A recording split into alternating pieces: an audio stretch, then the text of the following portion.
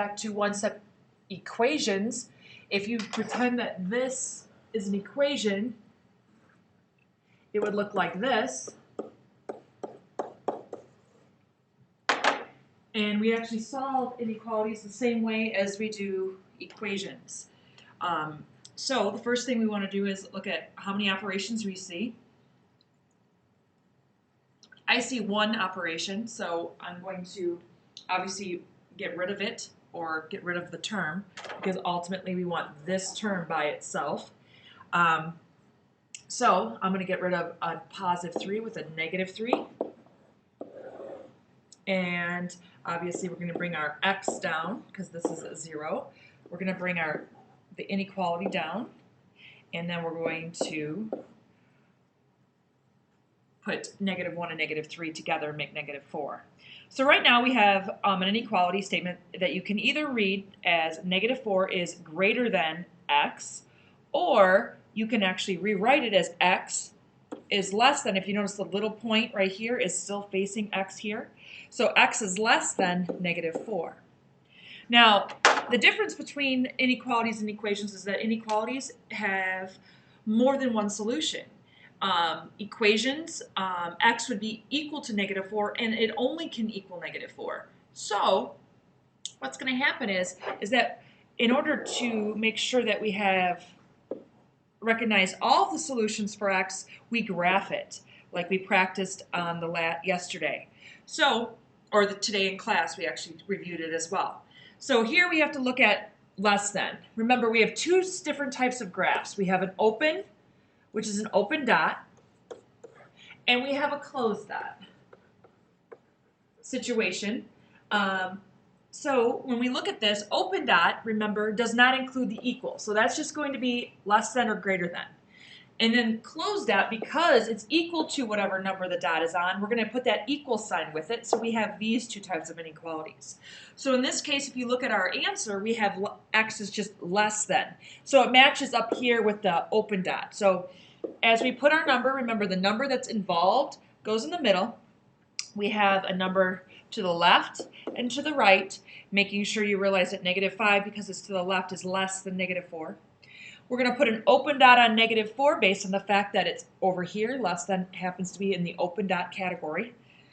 So now we have to determine our arrow, because what we need to do is whatever way the arrow points says that all of those numbers would also make x true, which we could plug in.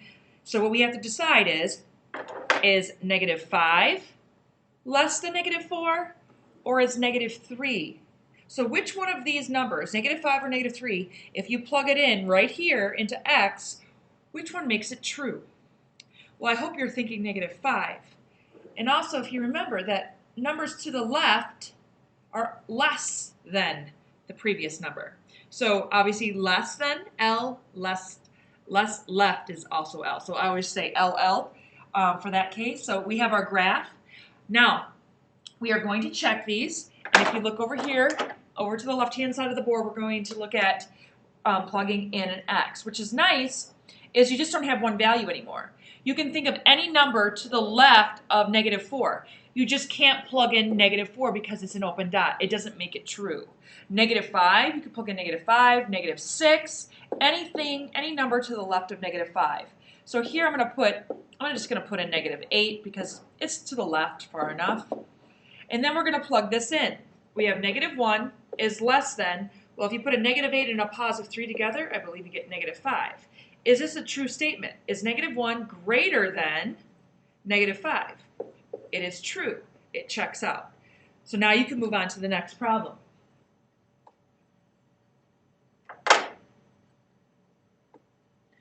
Whoops, too fast.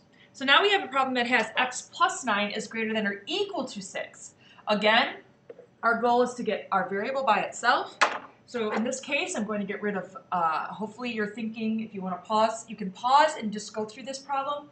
And then turn the video back on and see if you get it right. You can work at your own pace, whatever you want. So I'm going to go through this problem and get rid of a positive 9 with a negative 9, or addition with subtraction. And I'm going to do that on the same side of the inequality. So this is equal x plus 0 here. bring my inequality symbol down, and a 6 and a -9 make a -3.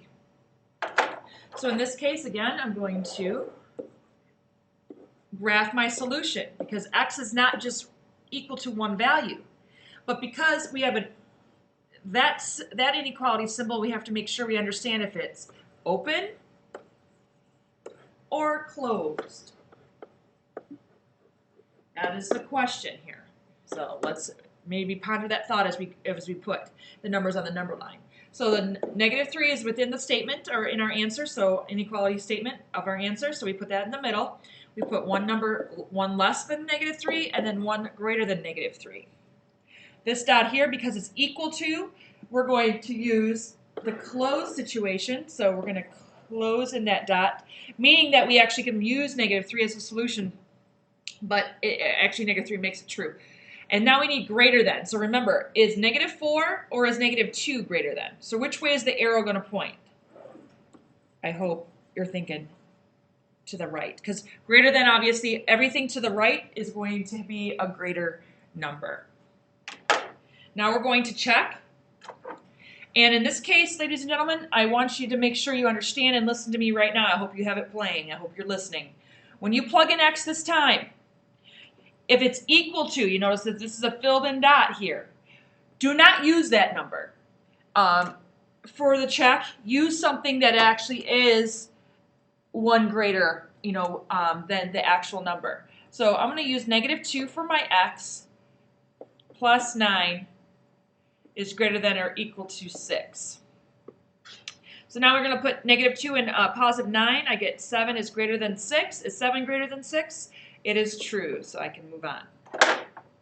Now you're probably wondering, why can't I use -3? You just said it's equal to. Well, what happens is that if the symbol was even switched around, like it was less than, it actually checks out, and the arrow should be pointing to the left instead of the right. It's based on the arrow, it's not the actual number. So just do a number right or left of whatever your solution is. That would make the most sense. Just not, if it's filled in, like the -3, it's filled in here, make sure that you just use -2 or -1 or 0, something to the right of that number to plug in to check. All right, next problem. Again, I want my x by itself, so I'm going to get rid of a -3 or a subtraction with addition or a positive sign, and I'm going to bring my inequality symbol down. I got -2x. Again, remember, you can rewrite it as x is greater than, making sure that, see, this open area is pointing to the x. So we got x is greater than -2.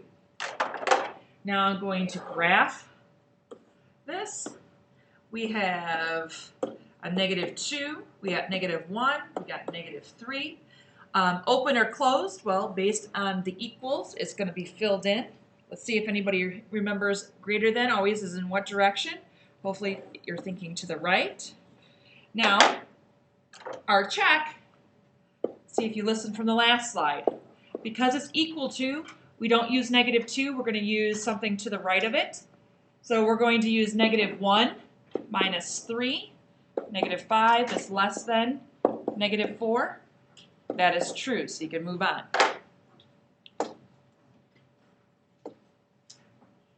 Next problem. Try this one on your own, and then I'll speed it up.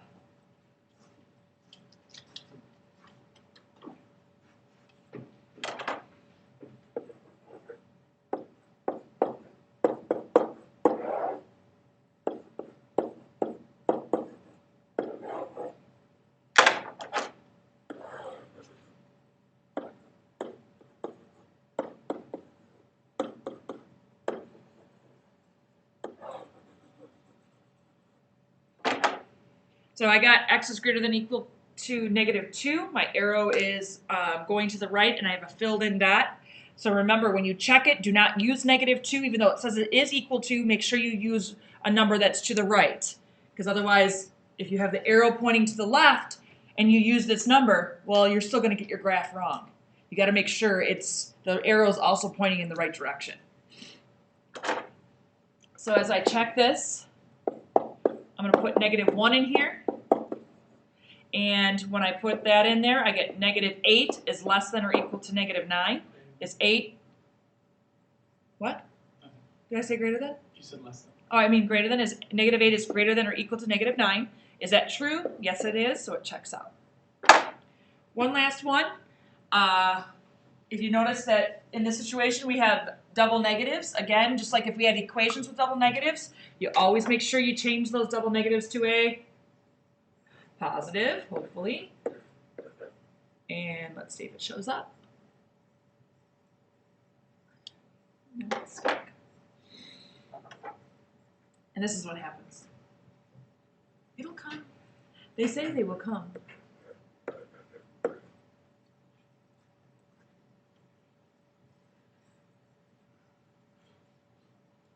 And maybe this won't happen for us today. You're in denial. All right, so now we have a positive 12. To get rid of a positive 12, we're going to use negative 12 or a subtraction. We're going to do that on either side. We're going to bring our x down, our inequality down, and a negative 4 and a negative 12 make a negative 16. So hopefully that's what you got as you waited for my screen to show up. Now we're going to graph it. In this case, if you notice, we have a negative 16. So think negative 17 is 1 less, and negative 15 is 1 more. And based on the fact we have a greater than, no equal, so we're going to leave an open dot on there, and it's greater than again, so greater than is always going to be to the right. Now when we check it,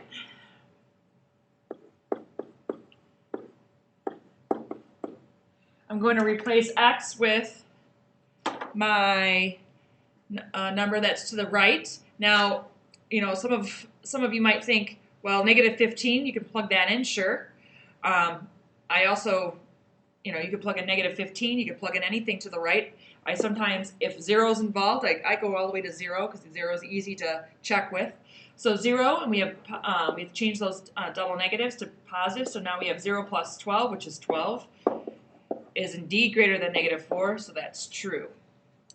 So when you walk into class tomorrow, you guys should have these notes taken. Have any questions written down? You can replay this, go back, but be ready to work on some one-step problems in class tomorrow. Have a great night.